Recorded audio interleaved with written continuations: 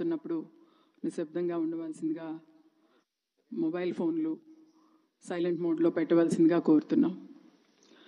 Namaskar sir. On behalf of my father, Shri M. Venkaiah Naidu Garu, our family members, and all the dignitaries and the guests present here on this auspicious occasion, I feel honored in welcoming our Honorable Prime Minister, Shri Narendra Modi ji, who has most graciously consented to release books on the eventful life and extraordinary journey of Shri M. Venkaiah Naidu Garu. I now request our Honorable Prime Minister to release the biography, Venkaiah Naidu, Life in Service, authored by Shri S. Nagesh Kumar.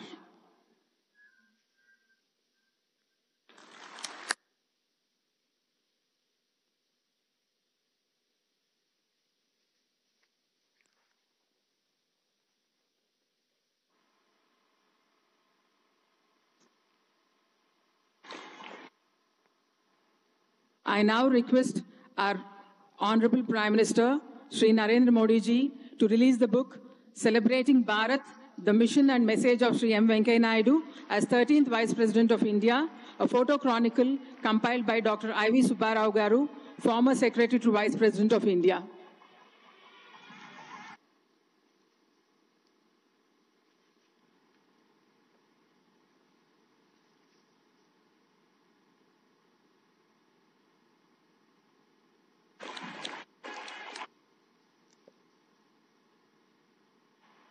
May I now request our Honorable Prime Minister to release the pictorial biography in Telugu titled Mahaneta, Life and Journey of Shri M. Venkaiah Naidu, authored by Shri Sanjay Kishore.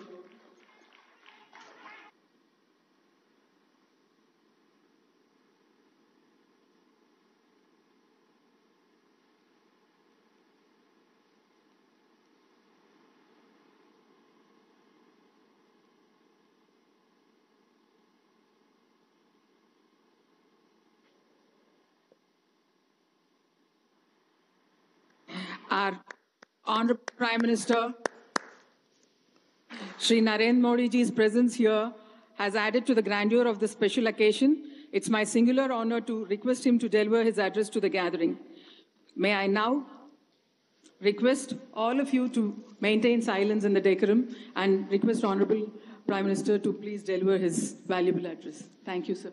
नमस्कार.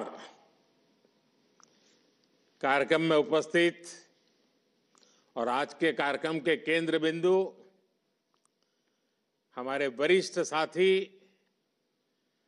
श्रीमान वेंकैया नायडू गारू, उनके परिवारजन, विभिन्न राज्यों के governors, अलग अलग राज्यों के मंत्री, अन्य सभी वरिष्ठ महानुभाव, देवी और सज्जनों, कल टुमारो 1 जुलाई को वेंकैया नायडू जी का जन्मदिन है. उनकी जीवन यात्रा को 75 वर्ष हो रहे हैं. ये 75 वर्ष असाधारण उपलब्धियों के रहे हैं. ये 75 वर्ष अद्भुत पड़ावों के रहे हैं. मुझे खुशी है कि आज मुझे उनकी बायोग्राफी साथ साथ 2 और पुस्तकें रिलीज करने का अवसर भी मिला है. मुझे विश्वास है ये पुस्तकें लोगों को प्रेरणा देगी, उन्हें राष्ट्र सेवा की सही दिशा दिखाएगी. साथियों, मुझे वेंकैया जी के साथ बहुत लंबे समय तक काम करने का अवसर मिला है. जब वो पार्टी के राष्ट्रीय अध्यक्ष थे, जब वो सरकार में कैबिनेट के वरिष्ठ सहयोगी थे, जब वो देश के उपराष्ट्रपति और राज्यसभा के सभापति थे। आप कल्पना कीजिए, एक सामान्य से गांव से निकलकर किसान परिवार का एक संतान बड़े बड़े दायित्वों को संभालने की ये इतनी लंबी यात्रा अनेक अनेक अनुभवों से भरी रही है। वेंकैया जी से मुझे भी और मेरे जैसे हजारों कार्यकर्ताओं को उनसे बहुत कुछ सीखने का मौका मिला है। साथियों, वेंकैया जी का जीवन, विचार, विजन और व्यक्तित्व की एक परफेक्ट झलक देता है। आज हम आंध्र और तेलंगाना में इतनी मजबूत स्थिति में है, लेकिन दशकों पहले वहां जनसंघ और भारतीय जनता पार्टी का कोई मजबूत आधार नहीं था। बावजूद उसके नायडू जी ने उस दौर में एबीवीपी के कार्यकर्ता के रूप में राष्ट्र प्रथम की भावना से देश के लिए कुछ न कुछ करने का मन बना लिया। बाद में वो जनसंघ में आए और अभी अभी कुछ दिन पहले ही कांग्रेस ने संविधान की प्रतिष्ठा को मिट्टी में मिलाकर के जो इमरजेंसी लगाई थी उसको 50 वर्ष हुए हैं। वेंकैया जी हमारे उन साथियों में थे जो इमरजेंसी के खिलाफ जी जान से लड़े और उस समय वेंकैया जी करीब करीब 17 महीने जेल में रहे थे। इसलिए मैं उन्हें इमरजेंसी की आग में तपा हुआ अपना एक पक्का साथी मानता हूं। साथियों, सत्ता सुख का नहीं, सेवा और संकल्पों की सिद्धि का माध्यम होती है। वेंकैया जी ने ये तब भी साबित किया जब उन्हें अटल बिहारी वाजपेयी जी की सरकार में शामिल होने का मौका मिला। वेंकैया जी का व्यक्तित्व हमारी पार्टी में काफी ऊंचा था और इसलिए स्वाभाविक रूप से जब मंत्रालय की बात होगी तो उनके लिए बहुत ही दुनिया में जरा जिसकी वाहवाही होती रहती है ऐसे डिपार्टमेंट का मन करेगा। वेंकैया जी जानते थे कि शायद मुझे ऐसा ही कोई मंत्रालय मिल जाएगा, तो वो सामने से गए और उन्होंने कहा कृपा करके मुझे ग्रामीण विकास मंत्रालय मिले तो अच्छा होगा। ये छोटी बात नहीं है। और वेंकैया जी ने ऐसा क्यों किया? इसलिए क्योंकि नायडू जी गांव, गरीब और किसान की सेवा करना चाहते थे। और ये विशेषता देखिए, शायद भारत में वो ऐसे मंत्री रहे जिन्होंने अटल जी के समय ग्रामीण विकास का काम किया और हमारे साथ कैबिनेट में एक वरिष्ठ साथी के रूप में शहरी विकास मंत्री के रूप में काम किया। यानी एक प्रकार से दोनों विधाओं में पारंगत। और वो उस काम, जिस प्रकार से उन्होंने उस काम को किया, अगर मैं उसके विषय में उनके अनेक इनिशिएटिव, उसके प्रति उनका समर्पण, भारत के आधुनिक शहरों की उनकी कल्पना, अगर मैं उसके विषय में कुछ कहने जाऊंगा तो कई घंटे निकल जाएंगे। वेंकैया जी के कार्यकाल में स्वच्छ Bharat mission, smart city mission और अमृत योजना जैसे अनेक अभियान शुरू हुए। साथियों, वेंकैया जी की बात हो और उनकी वाणी, उनकी वाक्पटुता, उनकी विटीनेस, अगर उसकी हम चर्चा न करें तो शायद हमारी बात अधूरी रह जाएगी। वेंकैया जी की अलर्टनेस, उनकी स्पॉन्टिनिटी, उनकी क्विक काउंटर बीट, उनके वन लाइनर्स, मैं समझता हूं उसका कोई मुकाबला नहीं है। मुझे याद है जब वाजपेयी जी की गठबंधन सरकार थी तो वेंकैया जी का ऐलान था,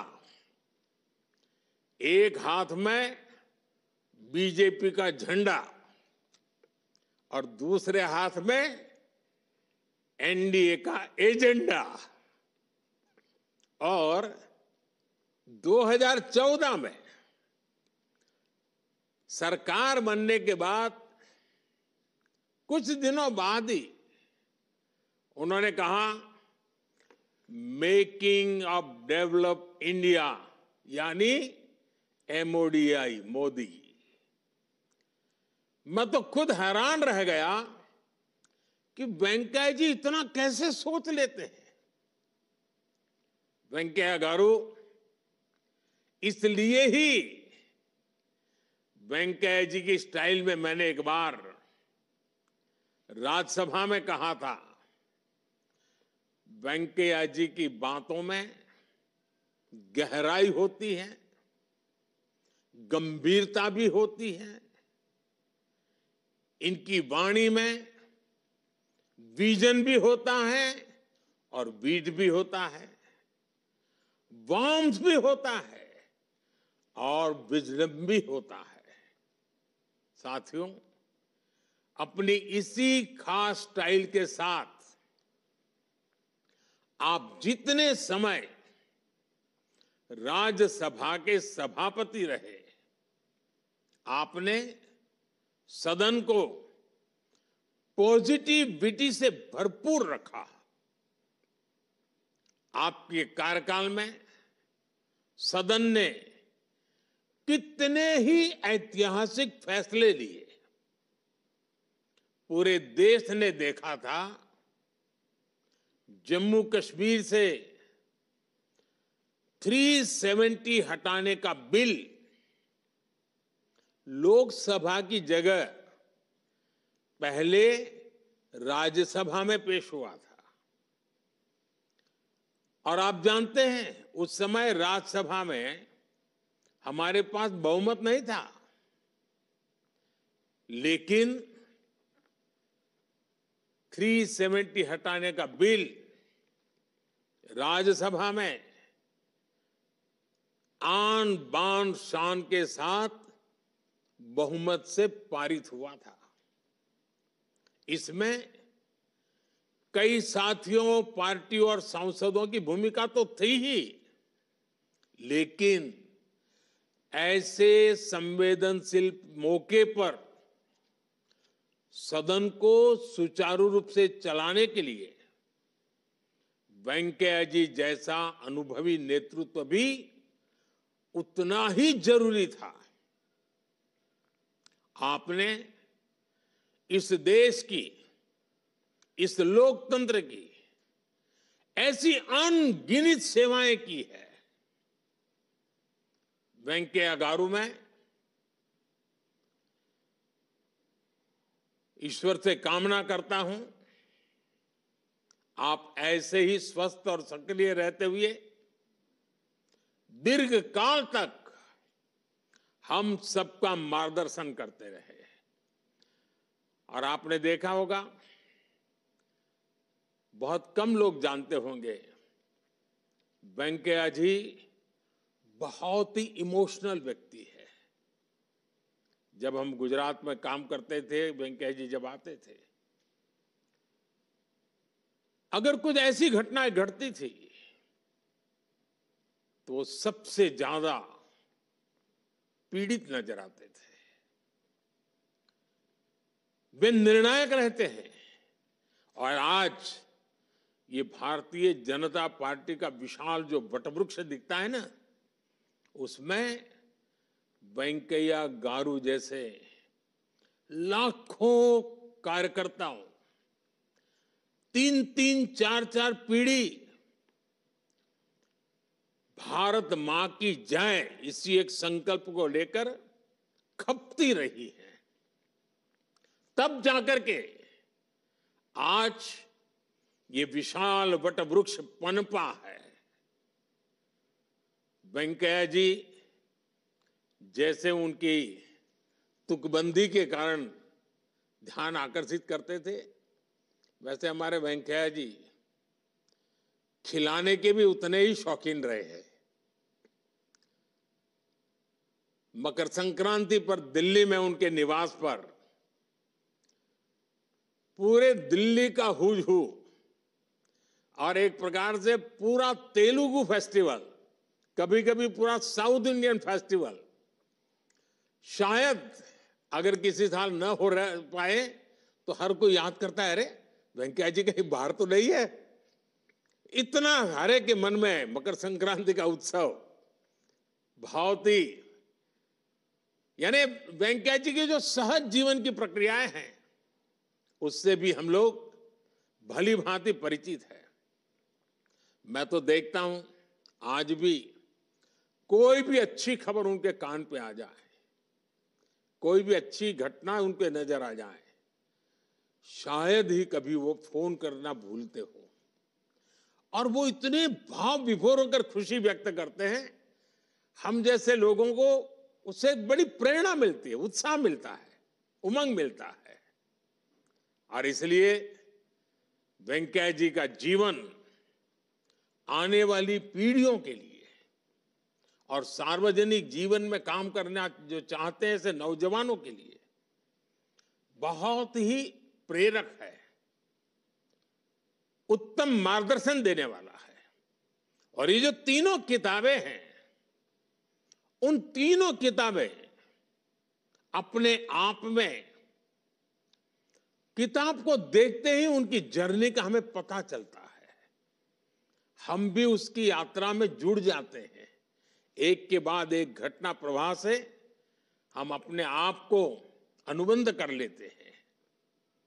साथियों, आपको शायद याद होगा, एक बार मैंने राज्यसभा में श्रीमान वेंकैया गारू के लिए कुछ पंक्तियां कही थी। राज्यसभा में जो कहा था, मैं आज फिर उन्हें दोहराना चाहता हूं।